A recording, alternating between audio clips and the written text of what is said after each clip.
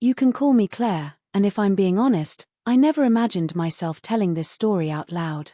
It's one of those moments you keep buried, half afraid people won't understand, half afraid they'll understand too well. But it changed me in a way that I'll never forget. It began with a simple thought. Curiosity. The kind that doesn't just whisper, it lingers, it grows, until it's impossible to ignore. I told myself it was harmless, that I was only playing with the idea, but the truth is, I wanted to know what it would feel like to let go completely, to hand over control, to surrender, and to trust someone else with the parts of me I never showed. The night it happened, my hands were trembling.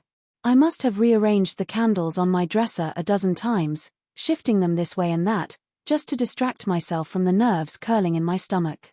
The soft glow flickered against the bare walls, casting shadows that danced like they knew what was about to unfold. I caught sight of myself in the mirror, and for a moment, I didn't recognize the woman staring back. My hair fell loose around my shoulders, the black lace I'd chosen clung to me in ways that made my skin hum with anticipation. I turned once, then again, my breath shallow. Every part of me was buzzing, caught between fear and craving. And then, 3 knocks at the door. I froze. For a second, I thought about pretending I hadn't heard. About turning off the candles, slipping under the covers, and forgetting the whole thing. But curiosity had already carried me too far. When I opened the door, they were both there. Ethan and Daniel. Neither of them spoke. They didn't have to. Ethan, taller and steadier, stepped inside first.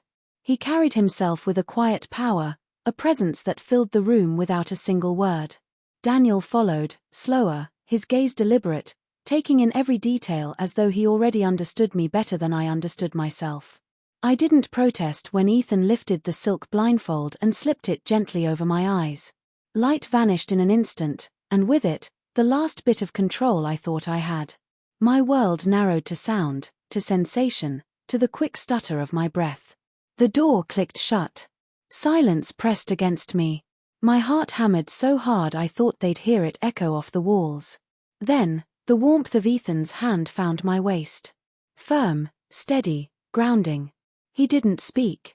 He didn't need to. He simply adjusted me, tilting my hips, shifting my stance like I no longer belonged to myself. And for the first time in my life, I didn't resist. Every subtle touch made me feel both small and infinite, fragile yet powerful. When his chest brushed against my back, I swallowed hard, my body already betraying me. Then came Daniel. His presence was heavier, slower, more deliberate. I could sense him even before he touched me. He was patient, waiting, letting my anticipation twist tighter and tighter until I thought I would break from it. When his hands finally lifted mine and secured them above my head, I gasped.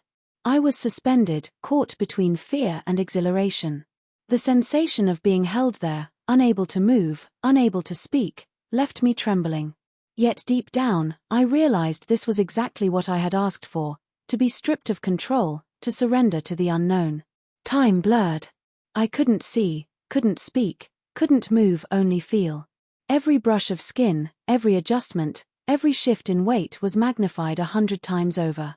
My senses sharpened until even the sound of their breathing felt electric.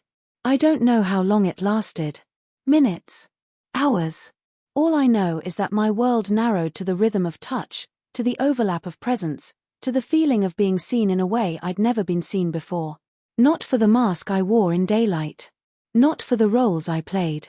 But for the raw, unfiltered self I'd hidden from everyone, including myself. When it was finally over, I was trembling. Not from fear. Not from regret. But from something I didn't have words for. Ethan steadied me, his silence saying more than words ever could. Daniel lingered, his presence as heavy as when he first stepped in, only now it felt like a shield rather than a weight. And me. I was forever changed. That night wasn't about reckless choices or wild impulses.